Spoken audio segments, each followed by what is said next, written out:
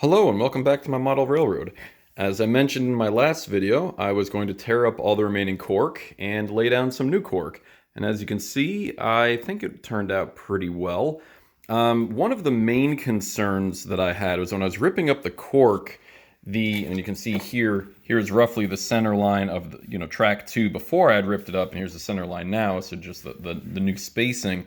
You can see the foam, it tended to waffle a little bit and get a little marred, as I guess when I ripped up the caulk.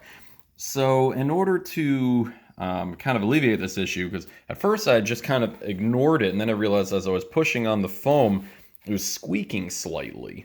Just that kind of foam on foam rubbing kind of motion or sound. So over here, I did not do anything. This is just laid right over the old piece. I probably didn't even need to tear this up, but I left it, but I did anyway. And this is just on top of the gouged foam, and I think it's going to be okay. I don't really hear anything anymore, but what I did for all the rest of the gouged pieces is I actually took some spackle and spackled in the holes. And you can see here, yep, there's still a decent amount of a scalloped finish. I do plan on running some sandpaper over that to kind of smooth that out. I'm also hoping that between, say, the ballast from the track, overlapping it a little bit, and then just texturing the ground, that you shouldn't even notice this. That's the goal. We'll see what happens. But just in the interim, just kind of want to show everybody the road bed. You can see here that gentle S curve underneath the window.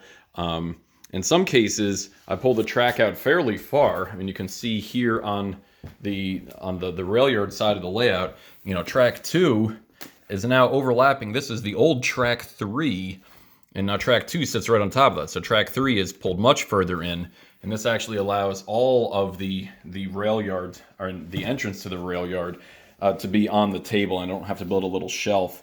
This we're using the reddish magenta-ish color is the new layout. Unfortunately, in doing all of this, as you can see, I kind of beat up my foam pretty significantly. Here's a bunch of marks from the old track that I was laying. Here's marks from the new track, which will be covered up. Also, the problem is, this room is fairly narrow, so my only workbench for all of my tools and all of my equipment is the table itself. So the foam itself is starting to take a little bit of a beating. I'm not sure how well it's going to hold up. I think that once I texture it and paint it and start adding the scenery, it's not going to matter. But say, for instance, over here, I've been working on soldering a little bit, and I have nowhere else to solder but here on top of my actual layout. And I started using and this, well, I suppose it's an old cutting board. We've never used it as one, and my soldering sand in my nice soldering gun here. But you do have to be careful. I dripped a little piece of solder, and you can see it just ate its way all the way down into the foam. Also, don't breathe in those fumes. Open up a window, make sure it's well ventilated. But so the plan for today and moving forward is to work on and start soldering some wire to some rail joiners. I went out and I bought some rail joiners. I also have my code 83 flex track, and I went with a 22 gauge wire, and I've done one so far of soldering to one of the rail joiners. It's a little bulbous, but I think it will work. It's a little hard to get it in focus there. I had meant to order solid core wire, and I guess I goofed, and the second I stripped it, the wire just came in a few minutes ago from Amazon, and you can see it's stranded. So I'm going to give it a go and see if it works. Use my multimeter on this first test setup, and I didn't have any issue. So I'm hopeful that it's still going to work and that the solder will hold on the back of the rail joiner. If I find that I can't solder the rail joiners that easily, what I can do is go ahead and get solid core wire and do the approach of soldering the wire directly to the rail. I had tried doing that a little bit again last week. As you can see here is some very, very old solid core wire. I tried one end on a rail joiner. I think that came out fairly well. And then here, once again, I'm not the best at soldering, but I was able to solder to the rail and have the wire there directly. One of the other things I wanted to point out was I did not have much luck laying down some dummy flex track. This is some old Code 100 flex track that I'm not planning on using. was actually given to me by my father-in-law. But what I wanted to do was just practice laying some pieces down. So I picked this area here since most of this will be in a tunnel, and if I goof, it's not going to really matter. And I find out that the push pins here were not long enough to really hold the track in place. So what I did is I went with these T-pins, and you can see these ones are actually just from Target. I've got them in the, they're in like with the office supplies. It's a 100 pack. I actually have another one.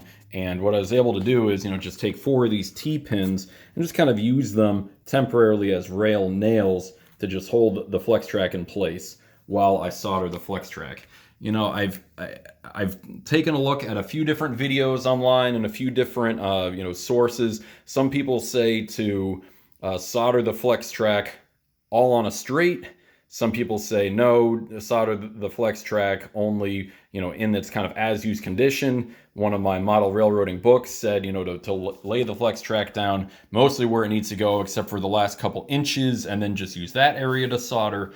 I'm not that great at soldering, so what I think I'm going to do is either solder it on the straight, or like I said, just maybe just the last couple inches leave free while I solder. If I know that it's a very, very tight radius turn, I might have to compensate. But otherwise, I mean, even here, which is supposed to be modeling an 18-inch radius curve, I just snapped off one set of double ties from each side, so then I can just slide those back under if I was actually going to attach this rail.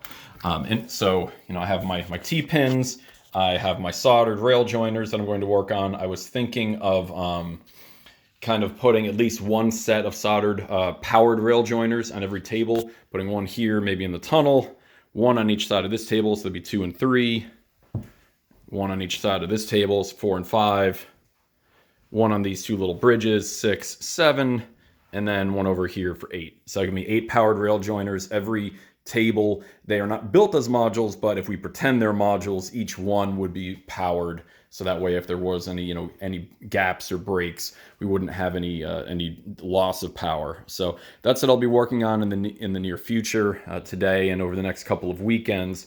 Additionally, I've decided that at least for starters, I'd like to try just caulking the track down to the roadbed. Here's a little demo piece of Code 100 I had used before. I've seen a couple videos on it. It seemed to work out well. I like the look, I like the approach, and I like that if it is wrong, you can just rip up the track if you need to, and you can still use it for the most part. Other than that, it's really just getting down and getting my elbows dirty and starting to do some of the work. Like I said, hope to make as much progress. I do kind of have an early spring deadline of trying to get one train running. It's about 5 months later than I'd liked it, but I'm just trying to be realistic here. Like I said, I appreciate all tips and feedback. Thank you all very much who do comment, especially with with helpful tips, especially if I'm doing anything that's kind of blatantly wrong. And once again, thank you for stopping by and watching my video, and I'll see you next time.